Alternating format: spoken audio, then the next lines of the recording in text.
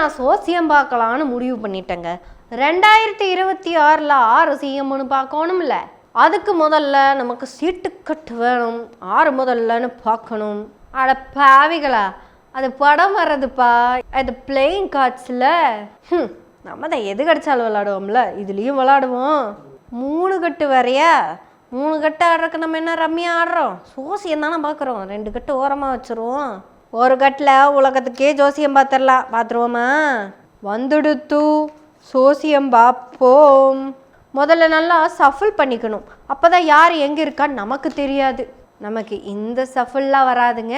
நம்ம இதுதான் இப்படியே சஃபிள் பண்ணிப்போம். சரி, இப்போ நம்ம என்ன பண்ண போகிறோன்னா, சீட்டை பிரித்து வைப்போம். எடுக்கிற சீட்டுக்கெல்லாம் சோசியம் பார்ப்போம். மொதல் சீட்டு எடுத்துடலாமா? மொதல் சீட்டு நல்லா கோலாகலமாக வந்தால் பரவாயில்ல. ஏ வந்திருக்கு. கோலாகலமாக ஏ வந்ததுனால, ஓ நீங்கள் ஏ வந்ததுனால அண்ணாமலை நினச்சிட்டிங்களா? இது ஆஸ் கோலாகலமாக வந்ததுனால ஏதான். கோலாகல சீனிவாசனுக்கு சோசியம் பார்த்துருவோம். கோலாகல சீனிவாசா, நீங்கள் ஏதாவது சொன்னாதான் பார்க்க முடியும், நான் பேச முடியும். சொல்லுங்க பாப்போ. பிஜேபி இந்த தடவை தெளிவாக ஒரு டெசிஷன் எடுத்திருக்காங்க. அந்த டெசிஷன் என்ன அப்படின்னா, எப்பாடுபட்டாவது திமுக ஆட்சி போக வேண்டும். திமுக மீண்டும் ஆட்சியை பிடித்து விடக்கூடாது. வருக திமுக மீண்டும் ஆட்சியை பிடிச்சிடக்கூடாது, அப்படித்தானே? இருங்க ஸ்ரீனிவாசா, அடுத்த சீட்டு எடுத்துருவோம். 7 வந்திருக்கு. 7 உனக்கு 7 தான். அடுத்து பேசுவோம். 2026 தேர்தலில் திமுக மீண்டும் வென்று விடக்கூடாது. இதில் உறுதியாக இருக்காங்க. இன்னைக்கு அகில இந்திய அளவில் பிஜேபியை எதிர்க்கக்கூடிய எதிர்க்கட்சிகளுடைய ஆட்சி பல மாநிலங்களில் இருந்தாலும் தலைவலி கொடுக்கக்கூடிய ஆட்சியாக இந்த திமுக ஆட்சி தான் இருந்து வருது. இப்போ ரீசெண்டாக 2-3 நாளைக்கு முன்னால் வந்த உச்சநீதிமன்ற தீர்ப்பு எடுத்துக்கங்க. கவர்னருக்கு எதிராக ரொம்ப கடுமையான ஒரு தீர்ப்பு. சூப்பர் தம்பி, இப்பதான் உண்மையை பேசியிருக்க. இது கவர்னருக்கு எதிரான தீர்ப்பு இல்ல, சட்டத்துக்கு புறமா நடந்துகிட்டவங்களுக்கான தீர்ப்பு. சுப்ரீம் கோர்ட்டும் அதுதான் சொல்லியிருக்கு, நீங்க சட்டத்துக்கு புறமா நடந்திருக்கீங்கன்னு. சட்டத்துக்கு உட்பட்டு நடந்தா அதுல என்ன உங்களுக்கு பெரிய கடையில வந்துட போகுது? ஐயோ, முக்கியமான பொருளை மறந்துட்டேன். இது போலனா என்ன நீங்கள் சோசியக்காரின்னு சொல்ல மாட்டீங்களே. சரி, இது எதுக்கு இப்போ ஸ்டெட்டஸ்கோப் எதுக்கு அப்படின்னு கேட்குறீங்களா? நான் சோசியத்திலேயே டாக்டரேட் முடித்தவன் நீங்கள் நம்பணும்ல, அதுக்குத்தான். நானே டாக்டரேட் முடித்தவன் ஸ்டெட்டஸ்கோப் இல்லாமல் வெளியே வந்தால் யாரும் நம்ப மாட்டாங்கல்ல. பார்த்தீங்களா, ப்ராப்பர்ட்டிக்குள்ளே வந்தால் கான்செப்டை விட்டு வெளியே போயிடும். திருப்பி நம்ம கான்செப்டுக்குள்ளே போயிடலாமா? பேசு மிஸ்டர் ஸ்ரீனிவாசா, பேசுங்கோ. தீர்ப்பு கவர்னருக்கு, மத்திய அரசுக்கு, எல்லோருக்குமே ஒரு பெரிய செட்பேக். பட் இதை எதிர்த்து மேல்முறையீடு போவாங்க, அது ஒரு பெரிய ப்ராசஸ் இருக்குது, அதை விட்டுருங்க. பட் இது ஒரு பெரிய செட்பேக். இதே நேரத்தில் கவர்னர் மூலமாக வெஸ்ட் பெங்காலில் தலைவலி மம்தாவுக்கு இருக்குது, பினராயி விஜயனுக்கு இருக்குது. ஆனால் அவங்க மூலமாக மத்திய அரசுக்கு இவ்வளோ பெரிய தலைவலி இருந்ததே கிடையாது. ஆனால் டிஎம்கே மிகப்பெரிய தலைவலியாக இருக்குது. ஒவ்வொரு நாளும் ஏதோ ஒரு பாம்ஷெல் போட்டுக்கிட்டே இருக்காங்க. இன்னைக்கு ஸ்ரீனிவாசா, நான் நினச்ச வார்த்தையை நீங்கள் சொல்லுவீங்க அப்படின்னு நம்பி தான் இப்போ பேசுகிறேன், இப்போ போடுறேன். பேசிடுங்க, கரெக்டாக அதே பேசிடுங்க. ஒரு மம்தாவை காட்டிலும், பினராயி விஜயனை காட்டிலும், மற்ற எவரை காட்டிலும் மோடியை எதிர்க்கக்கூடிய ஒரு அக்ரெசிவ் லீடராக ஸ்டாலின் இருந்து கொண்டு. அப்படி இல்லை ஸ்ரீனிவாசா, கரெக்டாக சொல்லணும். நான் உங்களுக்கு சொல்லித்தரேன். ஸ்டாலின் இருக்கிறாருன்னு சொல்லக்கூடாது, தெளிவாக சொல்லணும்ப்பா. அப்போ தான் இந்த ஒட்டுமொத்த கான்செப்டும் ஃபில் ஆகும். மற்ற எல்லா மாநிலங்களையும் விட தமிழ்நாடு ஒன்றிய அரசுக்கு தலைவலியாக இருக்குது. ஆமாம், உண்மை. மற்ற எல்லா மாநிலங்களையும் விட தமிழ்நாட்டுக்கு இவ்வளவு சிறப்பு இருக்கிறதுக்கு காரணம் முத்தமிழறிஞர் டாக்டர் கலைஞர் கருணாநிதி.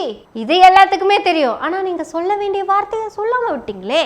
ஸ்டாலின் அல்ல, Stalin is more dangerous than Karunanidhi.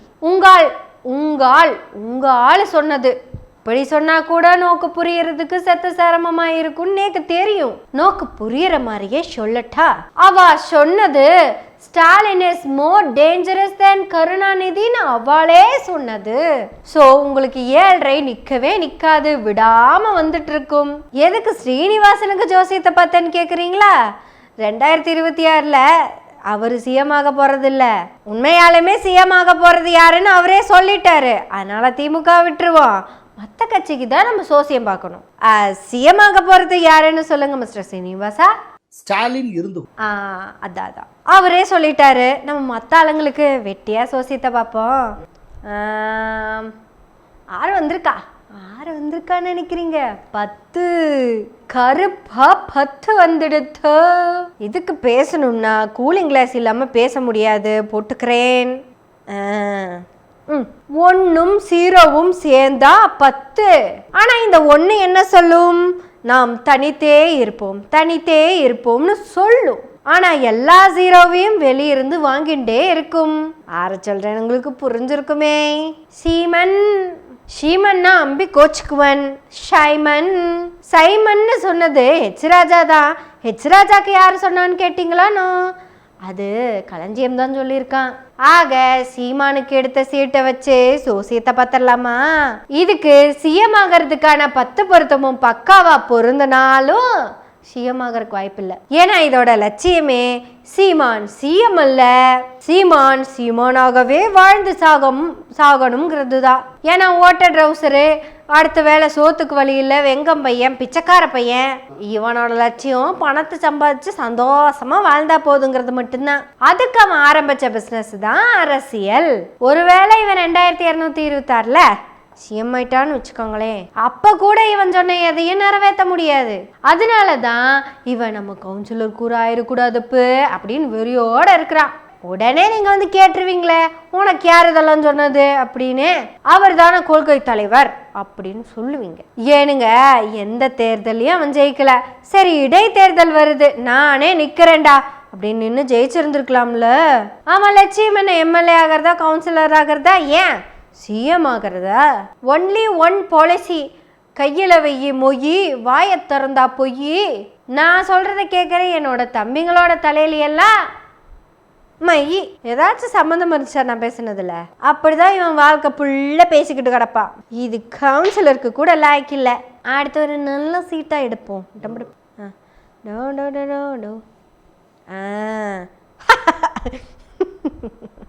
Extra joker use பண்ணியிருந்தா கூட பழசா இருக்கலாம்.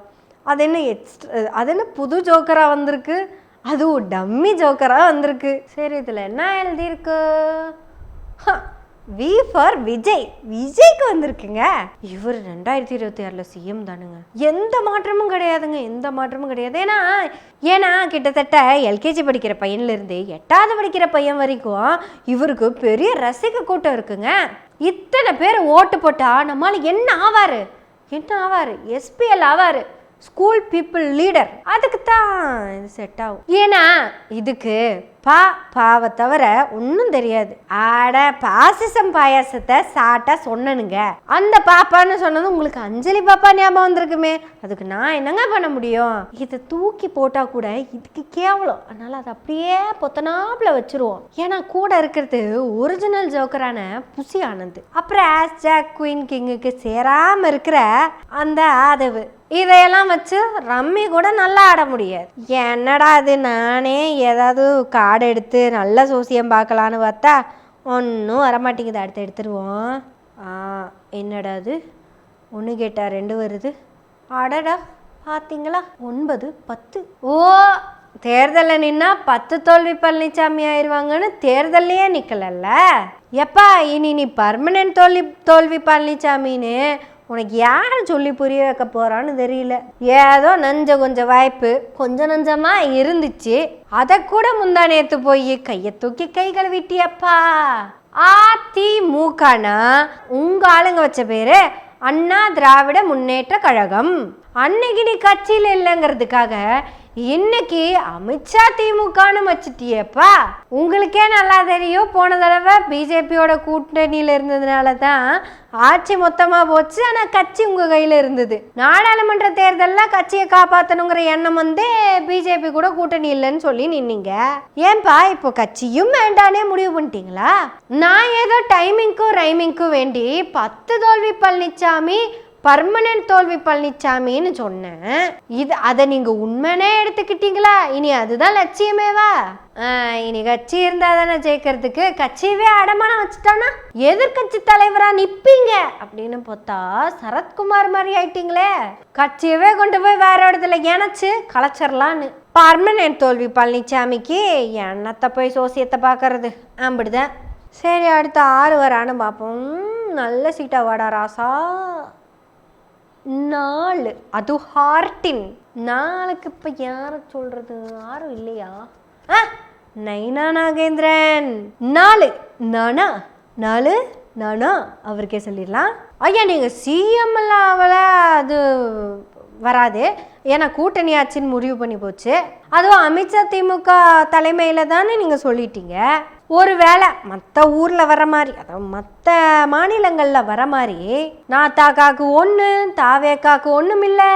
நாத்தாக்காக்கு எதாவது கொடுக்கலான்னு பார்த்தா அவங்களே பாவம் வேணான்னு சொல்லிடுவாங்க. தாவேக்கா அதை டம்மி ஜோக்கரு, அதை பற்றி பேச வேண்டியதில்லை. நீங்கள் ஒரு ஆள் மட்டும் ஜெயிக்கிறீங்கன்னு வச்சுக்கோங்களேன், மற்ற மாநிலம் மாதிரி ஆட்சியை கலைச்சு நீங்கள் சிஎம் ஆக முடியாது. ஏன்னா இது தமிழ்நாடு. வேஸ்ட் தாங்க, வேஸ்ட் தான். இந்த நாக்கு போயிடும், நக்கிட்டு போயிடும். இனி யாருக்காவது ஜோசியம் பார்க்கணும்னு சொன்னீங்கன்னா பார்த்துடலாம். யாருக்கு பார்க்கணும்னு சொல்லுங்க. 2026 சிஎம் யாருன்னு கன்ஃபார்ம் ஆகி போயிடுச்சு. இனி யாருக்கு பார்த்து என்ன பிரயோஜனம் தெரியலையே. சரி, நம்ம ஒன்று பண்ணலாம், வாக்காளருக்கு சீட் எடுப்போம், அவங்க எப்படி இருக்காங்கன்னு சொல்லி. ஆடாடா கிங். ஸோ வாக்காளர்கள் எல்லாம் கிங்காக இருக்கணும் அப்படின்னா உங்களுக்கு நான் ஜோசியம் சொன்னால் சரிப்பட்டு வராது, உங்களுக்கு விஜய் சேதுபதியே சொல்லுவார். ஐயா சொல்லிருங்க வாக்காளர்கள் எப்படி இருக்கணும்னு. அன்பார்ந்த வாக்காளர் பெருமக்களே, பார்த்து ஓட்டு போடுங்க, தயவுசெய்து சிந்திச்சு ஓட்டு போடுங்க. ஓட்டு போடுறது முக்கியம். எப்பயுமே வாங்க, நம்ம ஊரில் ஒரு பிரச்சனை, நம்ம காலேஜில் ஒரு பிரச்சனை, நம்ம நண்பனுக்கு ஒரு பிரச்சனை, இல்லை நம்ம ஸ்டேட்டுக்கு ஒரு பிரச்சனை, அவங்க கூட சேருங்க. நம்ம ஜாதிக்கு ஒரு பிரச்சனை, நமக்கு மதத்துக்கு ஒரு பிரச்சனைன்னு சொல்கிறவங்க கூட சேராதீங்க. அவன் சொல்கிறவன் அத்தனை பேரும் நம்மளை தூண்டி விட்டுட்டு அவன் வீட்டில் பாதுகாப்போட போலீஸில் உட்காந்துருப்பான், நம்ம தான் மாட்டிப்போம். தயவு செஞ்சு புரிஞ்சுக்கோங்க. எப்படி ஐயா சூப்பரா சொல்லியிருக்காரா? இப்படி வாக்காளர்கள் ஒவ்வொருத்தங்களும் இருந்தீங்கன்னா நீங்களும் கிங்கா இருக்கலாம், தமிழ்நாடே மொத்தத்துல பெரிய கிங்கா நிக்கலாம். இப்ப இருக்கிற மாதிரியே இருக்கலாம். மீண்டும் இப்ப இருக்கிற திமுக கூட்டணி ஆட்சிக்கு வந்து இப்ப இருக்கிற மாதிரியே இருக்கலாம். எங்க மற்ற கட்சியெல்லாம் போயிடாதீங்க, நீங்களாம் அப்படியே இருங்க. ஏன்னா நான் ஜோசியம் பார்க்கணும். ஏன்னா ஜோசியத்துல நான் டாக்டரேட் வாங்கியிருக்கேன். டாக்டரேட் முடிச்ச ஒரே ஜோசியர் நான் தான். இதை தைரியமா உரிமையா புன்னகையோடு சொல்லிக்கிறேன். நீங்களும் நம்ம புன்னகை சேனலுக்கு சப்ஸ்கிரைப் பண்ணி பெல் பட்டனை அழுத்தி ஆதரவு கொடுங்க. நன்றி, வணக்கம்.